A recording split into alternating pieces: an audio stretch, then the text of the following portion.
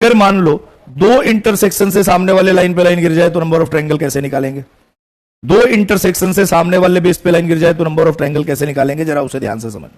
जैसे आपके सामने ये एक फिगर है और इस फिगर के इस इंटरसेक्शन से एक पॉइंट गिरा दिया, इस इंटरसेक्शन से एक पॉइंट गिरा दिया, मतलब इस फिगर के दोनों इंटरसेक्शन से सामने वाले बेस पे लाइन गिरा है और नंबर ऑफ ट्रायंगल कितने बनेंगे? जरा उसे ध्यान से समझो।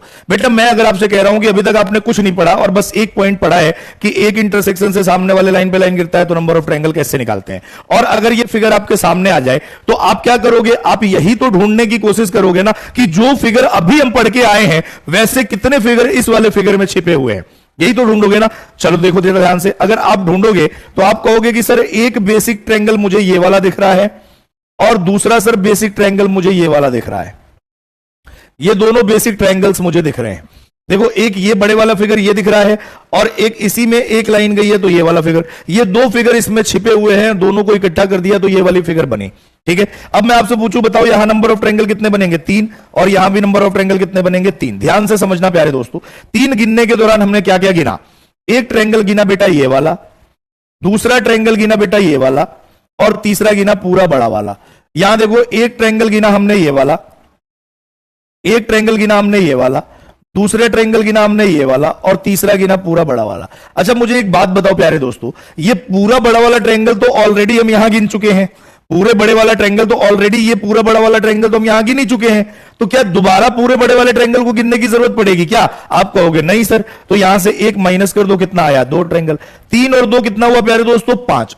5 तो होगा ही होगा, 5 तो कंफर्म बात है कि इस वाले फिगर में 5 तो होगा ही। उसके बाद से मैंने कहा कि जब भी दो लाइंस किसी भी क्लोज फिगर में, किसी भी बंद आकृति में, किसी भी बंद आकृति में जब भी दो लाइंस आपस में एक दूसरे को काटती हैं, किसी भी बंद आकृति में क्लोज फिगर में दो लाइंस जब एक दूसरे को कट करती हैं तो जिस पॉइंट पे कट करती हैं वहां से नए ट्रायंगल बनते हैं, जिस पॉइंट पे भी कट करेंगी वहां से नए ट्रायंगल बनेंगे। देखो यहां इस पॉइंट पे कटिंग हुई है तो यहां से एक ट्रायंगल बनेगा ये बड़ा वाला, यहां से कटिंग हुई है तो एक ट्रायंगल बनेगा ये वाला, और यहीं पे कटिंग हुई है तो यहां से एक ट्रायंगल बनेगा ये वाला। तो टोटल नंबर ऑफ ट्रायंगल हमारे पास कितने आए? 8। लेकिन आपने कहा कि सर अगर इसी तरीके से आप बताए तो हमारा तो 2025 छोड़ो 2029 में भी सिलेक्शन नहीं होगा। क्यों? क्योंकि जरूरी थोड़ी है कि एक एक लाइन गिरे, 4-4 लाइन भी गिर सकती है, और 4-4 लाइन अगर गिरेगी तो हम तो सिर्फ पूरे पेपर में एक सवाल ही सॉल्व कर पाएंगे, और वो भी कॉन्फिडेंट नहीं है कि कर पाएंगे कि नहीं कर पाएंगे, है कि नहीं? तो कोई ऐसा तरीका बताइए जिससे कि हम देखते ही सवाल का आंसर निकाले।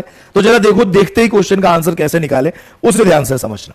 मैंने आपसे कहा प्यारे दोस्तों कि आपके सामने ये वाली एक फिगर थी और इसकी किसी एक इंटरसेक्शन से सामने वाले किसी मतलब एक इंटरसेक्शन से, दो इंटरसेक्शन से सामने वाले बेस पे लाइन गिर गया। ठीक है, अब आपको सिंपल करना क्या है वो देखो ध्यान से। आपको देखना है कि गिरने वाले लाइन ने ट्रायंगल को कितने पार्ट में डिवाइड किया।